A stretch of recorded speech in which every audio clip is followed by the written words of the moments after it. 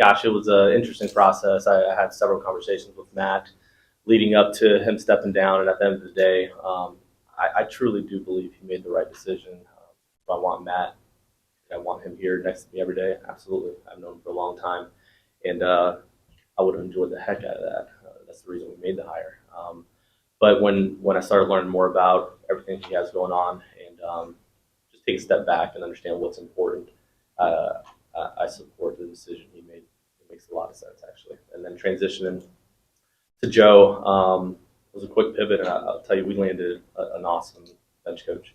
I've had several conversations. I actually just got done meeting with him again this morning, and I'm beyond excited for some of the possibilities there. And this is a guy that's been around the game for a long time, understands what we're about, which is important, the history and traditions of St. Louis. And at the end of the day, we're not going to skip a beat.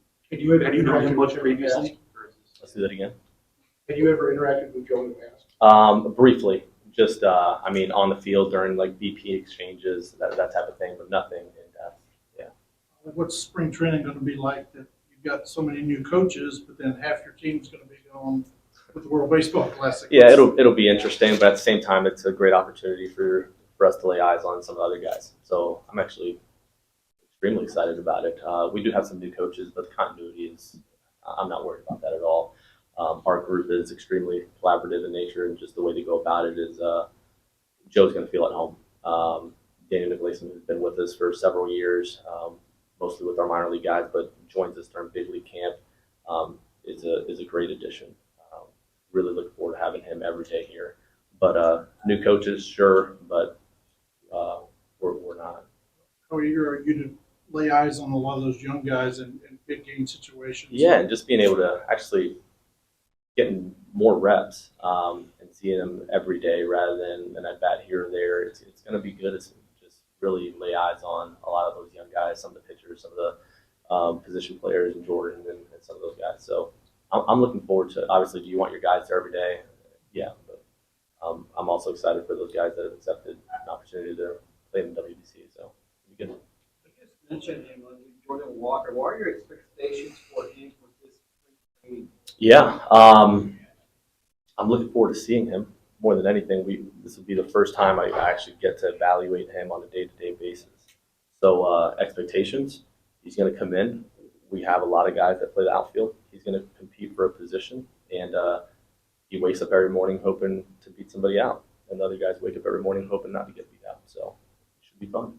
Like you mentioned earlier, there's been some significant turnover, especially in terms of role for your coaching staff. What have you seen from your group so far in terms of communication, and how do you think Turner Ward and Dusty Blake will excel in these new roles? Awesome. Good question. And they've been unbelievable this offseason in visiting our players, setting up Zooms, and just making sure that there's one message and there's clarity in where we're headed offensively and on the pitching side. I am beyond excited about where we're headed with both of those departments.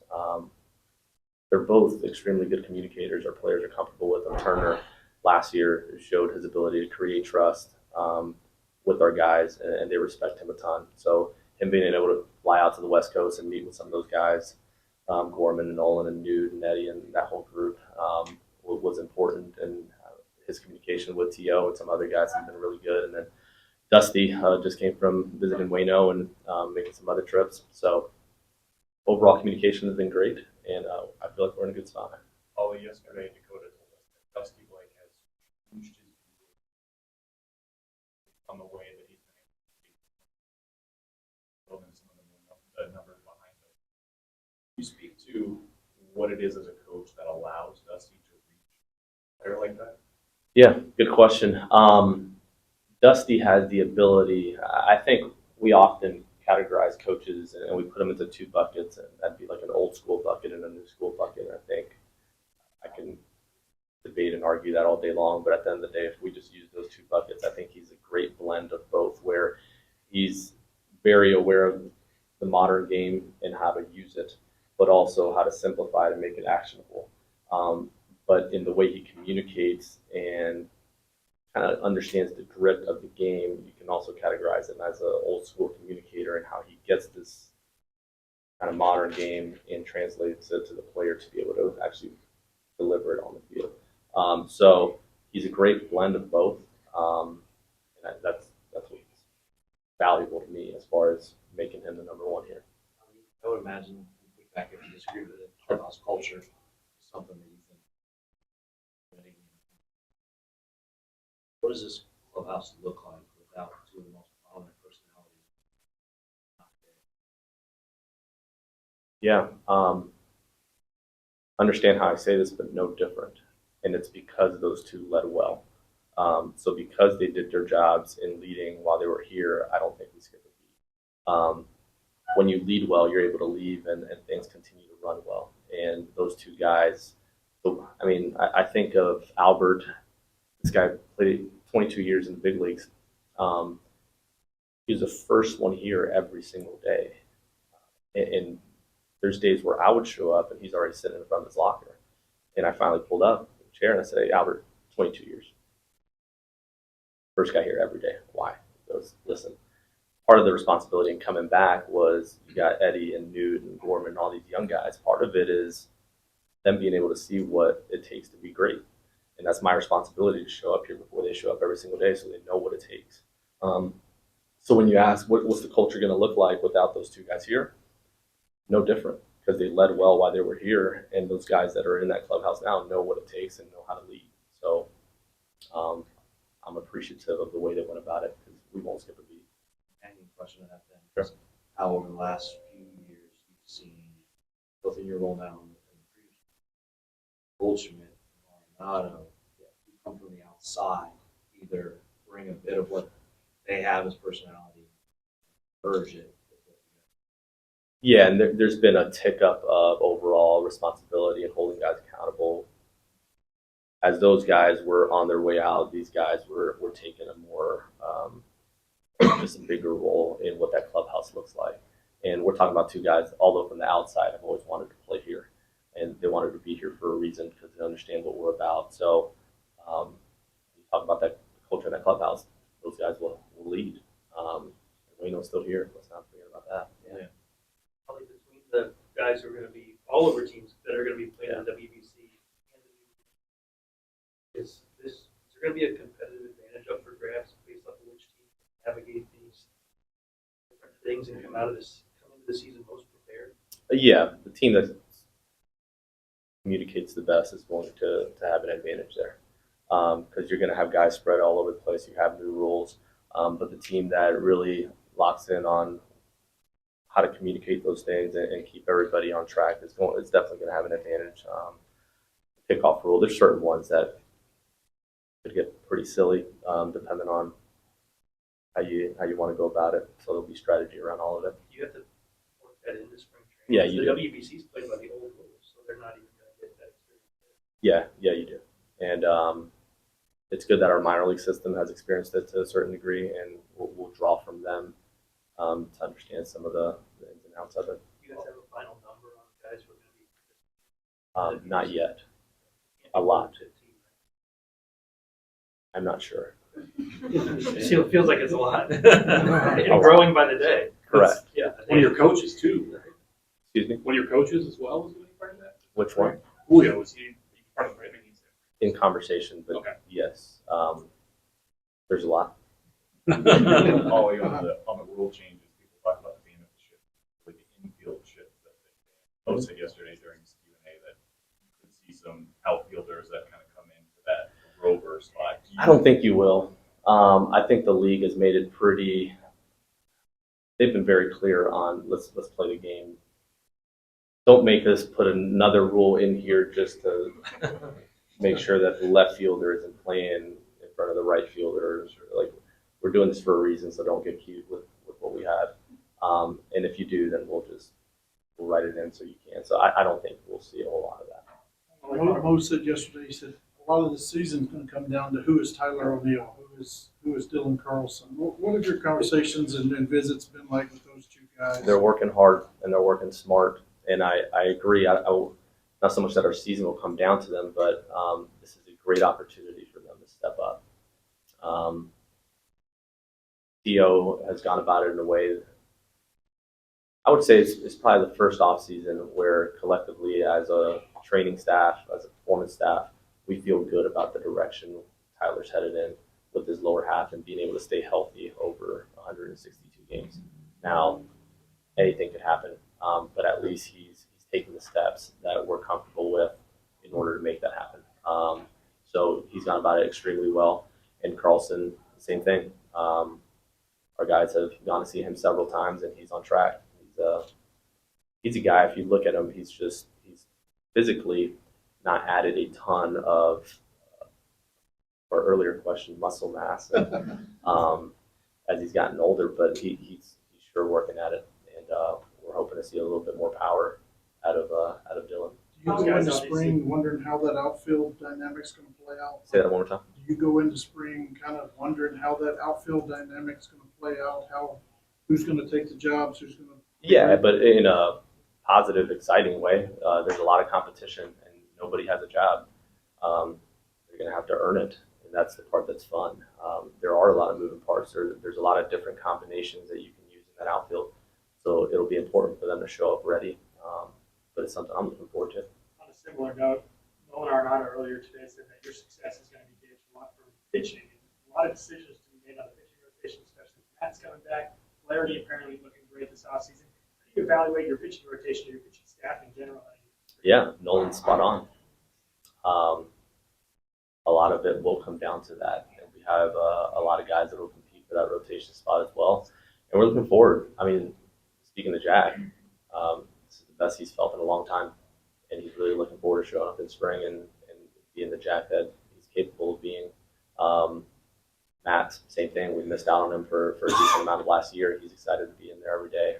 Montgomery, Michael is. I mean, you look at all these guys, and there'll be competition, but it's also an area that'll be fun to watch.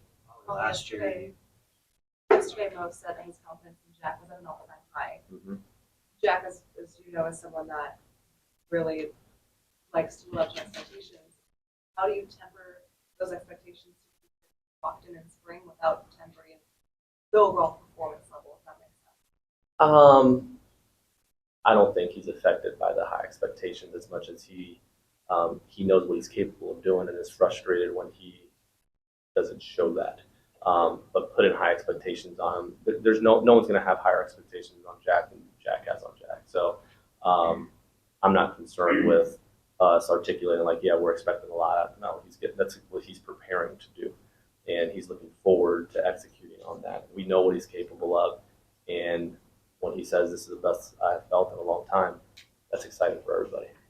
last year, That doesn't have to face him. with Jack last year, was he limited physically and also limited somewhat by the calendar? Is that a good way to look at it? It's kind of how the year went. Yeah, there's a lot of different variables that kind of impacted Jack, but it was a frustrating year for everybody. He wants to see us win, and a lot of his frustration is he feels like he's letting everybody down by not being on the mound every fifth day. So mentally, that takes a toll on you too when you know you can help and you're not able to.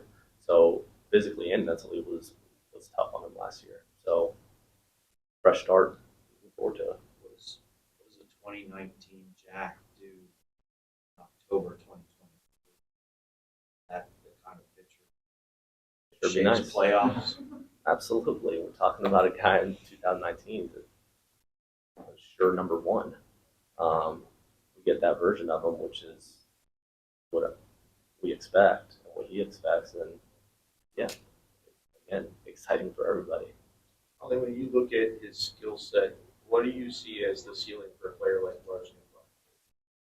It's a really good question. I hate putting a ceiling on anybody, just because, I mean, my guess is maybe just as good as anybody else's in here. But Newt has some high potential. And what I like about him is he's never satisfied with where he's at. He's always looking for that next edge. And we see guys like Goldie and Nolan continuing to have an unbelievable season, still looking for that next thing to take their game to another level. And Lars is no different. He's been working extremely hard this offseason. He's gone about it in a really good way. I've been in touch with him quite a bit. And he's unlocking some things that I think we're going to see a much better version of Newt on the ground less, some more power, and the combination of what he brings physically to the game, but also his mentality and overall goofiness is a great blend of, I mean, sometimes that's your best kind of combination of player where you're good, you know you're good, you work hard, but you're also goofy enough to not care. And I like that about him. Nolan said that with Newt, he said, he saw him early in the offseason, and then he saw him a few weeks ago, he said, wow, he looks different. Yeah. The ball sounds different coming off his bat. Does that show how hard he's been working? That's spot on. Yeah, and Nolan described it to me over the phone. Same thing. He hit with Newt. I said, man, it's looking really good. Everything's looking better. He was already in a good spot, but he was really impressed with where his swing was. And Turner just got back from that trip and said the same thing. He feels really good about where Newport's at the moment. What do you need to see from Newt in center in spring as you all kind of sort through your out? Catching the ball will be good, and That'll help. yeah, it's a requirement. But no, just the more he's out there and getting his reads, he's athletic enough to. That guy throws hard. He's athletic enough to figure it out. We have a lot of guys in our outfield that you can easily throw into center field and just get them the right amount of reads, and they'll be fine. He's one of them. Well, how that winds up defensively for some guys. Is Oscar Mercado a guy that we should be thinking about as part of that conversation as well? Oscar, man, I remember Oscar. I had Oscar early on when I was managing the minor leagues. This is a guy that knows the game, great instincts. He called me as soon as that all went through, and yeah, great instincts to go and get the ball, good at reading swings, and just, I mean, has that just intangible, like he just knows, like he just senses the game in a way that others don't, and I like that about him. Dr. Dillon for a second. Sure. Was he dealing with more injuries and stuff last year that he was ruled out that affected his performance? How do you analyze it? Yeah, he's communicated what was hurting, and he's a guy that wants to be in the lineup every day. Whether he communicated how much it was hurting, the guy wanted to play, and I'll tell you that it feels a lot better today than it did when he was grinding through it. So, You've talked a lot about your conversations you've had with players, your staff's conversations with players this offseason. That was not allowed this time last year because of the lockout. How much has that changed what the offseason has looked like, both for you and for some of the players? it takes the guesswork out where you're showing up knowing where every guy's at, right? Like, no surprises. You know who's healthy and where they're at in their throwing program, their hitting progression, their ground balls, base running. Like, it's just, it's a sense of peace walking in and knowing you're not going to learn anything on day one that you didn't know. So that's the biggest thing. Oli, yesterday, Sean talked about some prospects who are kind of on that major league radar. How much do you know about them? I haven't seen them live a ton. No, they're definitely on the radar. These are guys that our entire staff in the minor league speaks highly of, our scouting department and Flo and those guys really like. So these are the guys we're talking about that it'll be good to lay eyes on them and see them often. They could be a nice piece for us when. This is your first winter warm-up as Cardinals manager. What are you hearing from the fans up there in your interactions? I'm about to experience it now. Yeah, so I'm hitting you guys up first, and then. But no, I've been here all winter, and honestly, I've enjoyed the heck out of it. It's been fun. Normally, we spend the off season in Florida, and we committed to stay up here as much as possible this winter, and the people have been unbelievable. So, is it colder? Yes. But are the people friendlier? Yeah, it's been cool. Got a guy named Adam Wainwright on your pitching staff. I don't know if you've met him or not. Not yet. This final go around, how much you sense that he's still mad the way last season ended, and that's driving him? Yeah, that's why you play as long as Bueno has played. Is those things are frustrating, and then he'll figure out a way to kind of redeem it. It's in his nature too. He's never going to be okay with how it ended last year, so that'll play into kind of how he goes about his spring and how he goes about just preparing for the spring. So, yeah, it's he's an ultra competitor, so that's just part of it. What are the conversations that you had with Paul DeYoung this offseason? Paulie is getting after it, man. Like, really getting after it. And it's easy to sit here, and if I'm being completely honest, we've done this before. He's working really hard, and he comes in, and nothing happens. Yeah, that could happen again this year. Honestly, it could. But is he going about it different? Way different. Is he extremely open to everything that we're wanting him to do and then making strides in the direction that, yes, 100%. So he's down there every day working with Daniel. I get a report every day as far as what that workload looks like and the progression to it. And I'm telling you that there's real increase in a lot of different areas in how his bat's coming through the zone, flatter through the zone. He's getting more velo. Bat speed is up. There's real, like, you can measure the progress day to day with Paulie.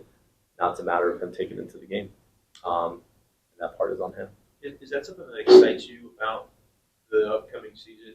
One that a guy like Paul Young, you've got other guys on your team. Last year, you'd say didn't reach their maximum potential, but all those guys are coming in. If they all were to get closer to that level, it would really be something special for this group. No doubt. It's easy to sit here and write him off because he has a bad year, and then you go, okay, he's working really hard, and then he does it again. And you're like, let's just go ahead and move on. That's the easy thing to do. Am I excited about what the possibilities are with him? I am. He's gonna have to win a job. Yeah. Absolutely. But is this the first off season where I'm truly optimistic about the changes that are being made?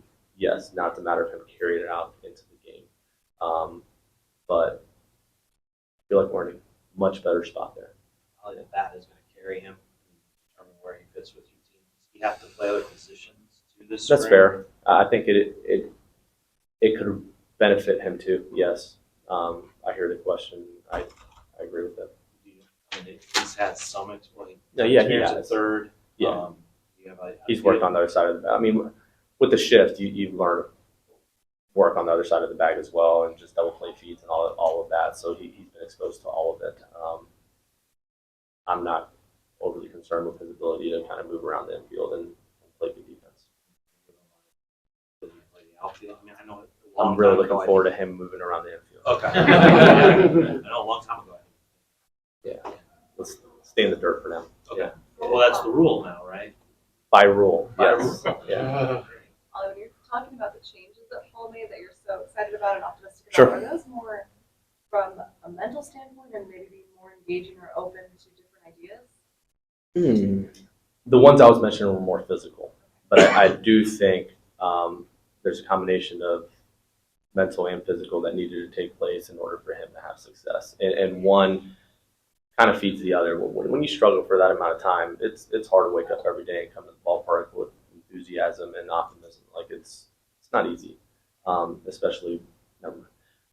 Yes. So to your point, I think both physically and mentally, there's some adjustments that we've made. I feel good about both of those areas. You mentioned Daniel. What's the thinking behind the third official video? We've had it in Tacky Elkins. We've had 3 in each department for the last several years.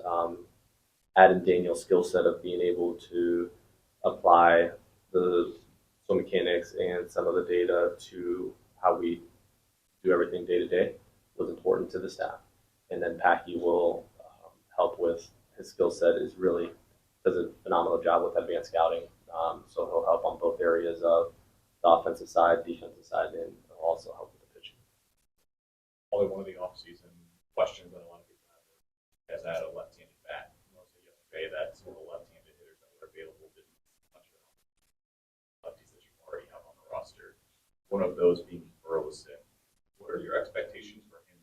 He had a limited experience last year. What does he need to do?